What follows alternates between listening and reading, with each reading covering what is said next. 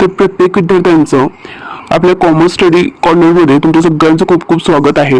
आणि आपण यामध्ये सिंगल एंट्री सिस्टमचे मीनिंग, फीचर आणि इम्पॉर्टन्स बघितलेले आहेत। त्याआधी आपण डबल एंट्री सिस्टमची बघितली, त्यानंतर अकाउंट मीनिंग आणि अकाउंट टाइपची व्हिडिओ आपल्या चॅनलवर अपलोड केलेले आहे।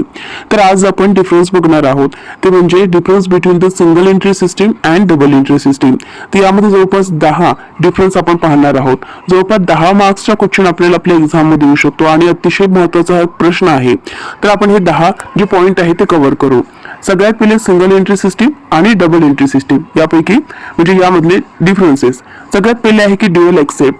ड्युअल एक्सेप्ट म्हणजे काय की under this system each transaction is not recorded with the dual except. Single entry system मध्ये नावच असं आहे म्हणजे सिंगल, आणि सिंगल म्हणजे काय की एकेरी पद्धत आम्ही वापरतो, आणि एकेरी पद्धत मध्ये ड्युअल म्हणजे दुहेरी पद्धत आम्ही वापरणारच नाही।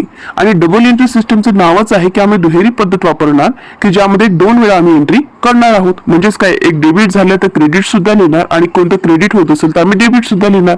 हे दोन्ही याचे व्यवहार किंवा ट्रान्झॅक्शन आम्ही आमच्या बुकमध्ये लिहिणार। हे झालं डबल एंट्री सिस्टम। तर पहिला आपण एक कव्हर केलं ते म्हणजे ड्युअल एक्सेप्ट। दूसरा है अकाउंट। तो under this system personal account and cash accounts are maintain. Simple म्हणजेच सिंगल एंट्री सिस्टम मध्ये under this system personal account, cash accounts are maintain. फक्त आणि फक्त पर्सनल अकाउंट आम्ही मेंटेन करणार, त्यानंतर कॅश अकाउंट आम्ही मेंटेन करणार, पण रिअल अकाउंट आणि नॉमिनल अकाउंट यामध्ये आम्ही यूज करणार नाही। पण डबल एंट्री सिस्टम मध्ये आपण काय करतो, डबल एंट्री सिस्टम मध्ये आपण रिअल अकाउंट, नॉमिनल अकाउंट आणि पर्सनल अकाउंट हे तिन्ही घटक किंवा तिन्ही पद्धती आपण यूज करतो। हे झाले आपले 2 पॉइंट। तिसरा आहे ट्रायल बॅलन्स। आता मला सांगा, रिअल अकाउंट त्यानंतर नॉमिनल अकाउंट जर आपण सिंगल एंट्री सिस्टम मध्ये यूज करणार नसेल तर आपण ट्रायल बॅलन्स बनवू शकतो का? नाही। आणि म्हणूनच under this system trial balance can not be prepare because of incomplete information, accounting arithmetical accuracy of the accounting can not be verified. पण डबल एंट्री सिस्टम मध्ये रिअल अकाउंट असते, नॉमिनल अकाउंट असते, पर्सनल अकाउंट असते आणि हे सगळं account असते, त्यामुळे आपण ट्रायल बॅलन्स जे आहे ते चांगल्या तऱ्हेने बनवू शकतो। Profit and loss. आता सिंगल एंट्री सिस्टम हे खूप मर्यादितपणे स्मॉल बिझनेस साठी वापरले जाते, त्यानंतर खर्च कमी करण्यासाठी आणि एखाद्या व्यक्तीपुरता म्हणजे वापरण्यात येते। त्यामुळे प्रॉफिट अँड लॉस हा त्या व्यक्तीपुरता ठीक आहे निघून जाईल, पण ॲक्युरेट असेलच याची आपण ग्वाही देऊ शकत नाही। पण डबल एंट्री सिस्टम मध्ये काय असते, तर under this system profit and loss account is prepared to find out the net profit and net loss साठी। पण under the single entry system profit and loss account is not prepared to find out the net profit आणि net loss.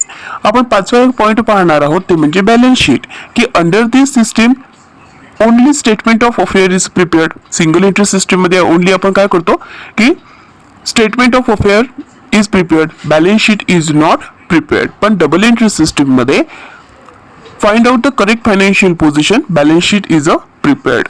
त्यानंतर 6वा point आहे ते म्हणजे utility. Single entry system is only useful to the small business concern. मी पहिलेच सांगितले की लहान बिझनेस साठी हे युजफुल आहे पण मोठ्यांसाठी नाही। आणि double entry system is useful for the all types of the business corner. 7वा पॉइंट आपण पाहणार आहोत ते म्हणजे रूल्स। तर single entry system does not follow any accounting rules. जसं आपले 3 प्रकारचे रूल्स आहेत, त्या 3 प्रकारचे रूल्स जे आहे ते सिंगल एंट्री सिस्टम फॉलो करू शकत नाही। तर आपण आपल्या रूल्स म्हणजे गोल्डन रूल्स मध्ये रिअल अकाउंट, नॉमिनल अकाउंट आणि पर्सनल अकाउंट यांचे रूल्स आपण यूज करतो, ते म्हणजे डबल एंट्री सिस्टम मध्ये। आता हे authenticity. The government authorized do not consider this system is authentic. Government हे म्हणजे ही जी पद्धत आहे ही एक्सेप्ट करत नाही, पण डबल एंट्री सिस्टम हे गव्हर्नमेंट एक्सेप्ट करते।